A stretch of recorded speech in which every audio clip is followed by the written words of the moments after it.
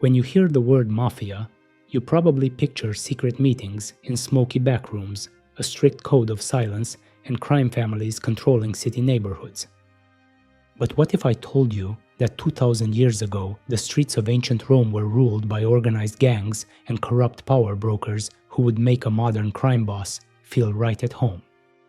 So, did ancient Rome have a mafia? While you wouldn't find a Don Corleone, Rome's chaotic, sprawling metropolis of over 1 million people had a thriving underworld that operated on violence, extortion, and political muscle. Let's uncover the story of the original gangs of Rome. One of the most mafia-like elements of Roman life came from the Collegia. Originally, these were legal clubs. Think of them as professional guilds, social groups, or burial societies. They were a cornerstone of community life.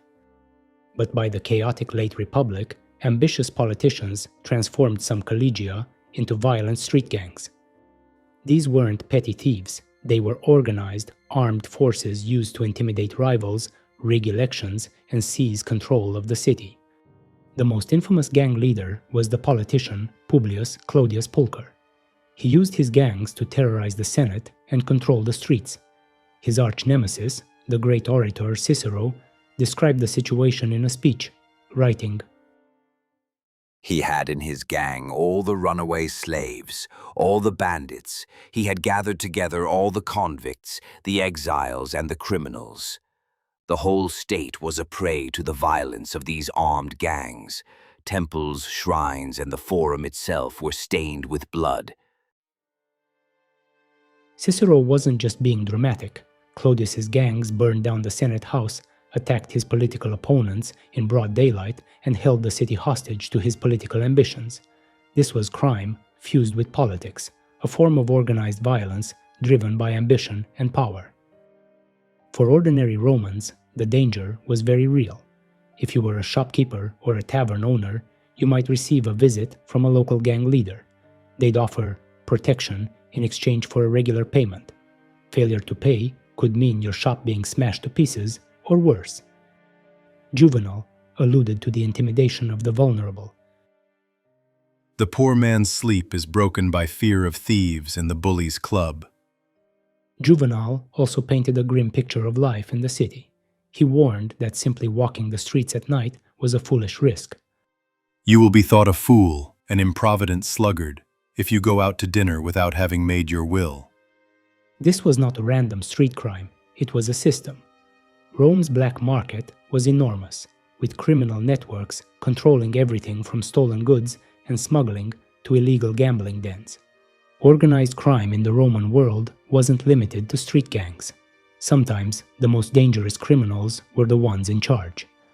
In the provinces, the mix of local power and corruption could resemble organized crime even more closely.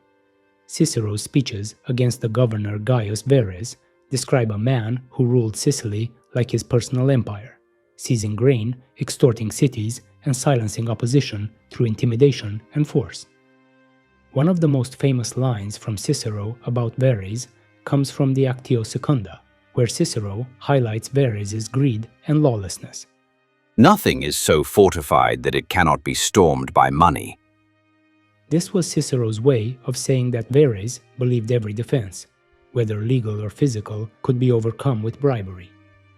The roots of later Sicilian criminal networks would grow using a similar fertile ground: weak law enforcement, strong patronage systems, and a culture of silence.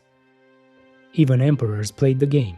The historian Suetonius accuses the emperor Caligula of using gangs of thugs to eliminate his enemies and seize the estates of wealthy citizens.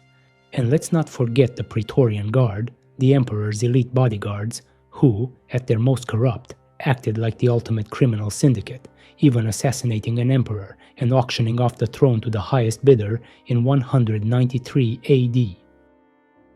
So did these Roman gangs have their own version of omertà, the mafia's code of silence? While not as formalized, loyalty was everything. Roman gangs often relied on a sacramentum, a sacred oath of allegiance that bound members to their leader. Betrayal was often punished by death. This intense, personal loyalty, sworn through powerful rituals, created a bond that was incredibly difficult to break and mirrored the initiation ceremonies of modern criminal organizations. The Senate attempted to curb violence by banning certain collegia, but the political utility of gangs meant they always reappeared under different names. Only with the rise of the empire did emperors like Augustus bring the collegia under strict control, dissolving the violent ones and turning the rest into regulated, non-political groups. So, to return to our original question, did ancient Rome have a mafia? The answer is, not in the modern sense of a secret, family-based criminal empire, but the similarities are undeniable. Organized gangs that controlled neighborhoods through violence, protection rackets that extorted local businesses, corrupt officials who used their power for criminal ends, and a culture of loyalty and fear that operated outside the law. The Roman Empire eventually fell, but its underworld created a pattern of organized crime that would echo throughout history. The gangs of Rome proved that wherever you find power, money, and ambition, you'll find people willing to organize in the shadows to get their share.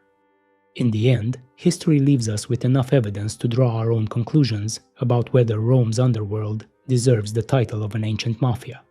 What do you think? Let me know in the comments below. And don't forget to like and subscribe for more dives into the hidden corners of history. Special thanks to my Patreon members. Your support makes all of this possible.